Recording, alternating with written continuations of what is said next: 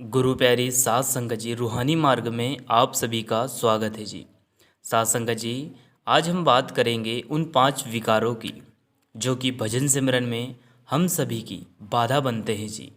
जब भी हम भजन सिमरन के लिए बैठते हैं, यह 5 विकार हमारे ऊपर हावी हो जाते हैं और हमारे मन को विचलित कर देते हैं, जिससे कि हमारा मन स्थिर नहीं हो पाता और हम भजन सिमरन को पूरा वक्त नहीं दे पाते। अगर हम इन विकारों पर विजय प्राप्त कर ले तो हमारा मन शांत हो जाएगा।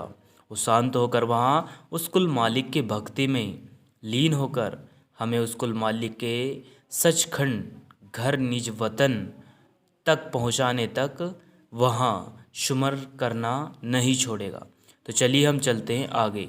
साथ संगत जी, आप जी ने देखा होगा कि जब भी हम भजन सिमरन के लिए बैठते हैं तो जो ये हमारा मन है, जिसे कि हमने त्रिकुटी का वासी कहा है, यहाँ हमेशा तरह तरह के ख्याल हमारे आगे डालता रहता है। हमारा मन कभी दुनिया में फैला रहता है तो कभी रिश्तों के बीच में उलझ कर रह जाता है, कभी किसी बात में कभी किसी बात में। अब यह सभी प्रभाव हमारे मन पर किसने डाले?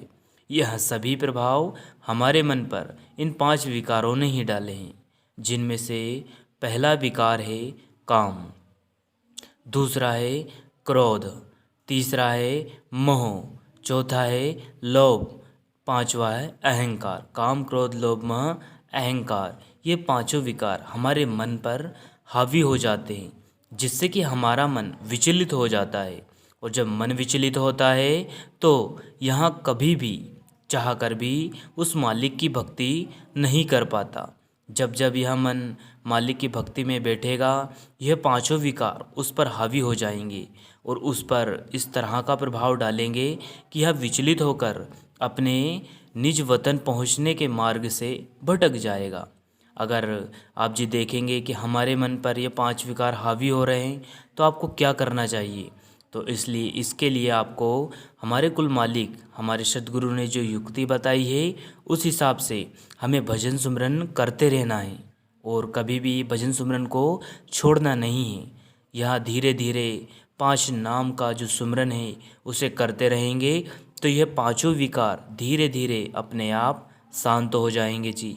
और आप देखेंगे कि मन बिल्कुल शांत हो जाएगा और जब मन शांत हो जाएगा तो यहाँ मालिक की भक्ति में अपने आप लग जाएगा और फिर आप जी भजन सिमरन की कमाई करके अपने निज घर सचखंड को उस कुल मालिक के घर पहुँच जाओगे जी।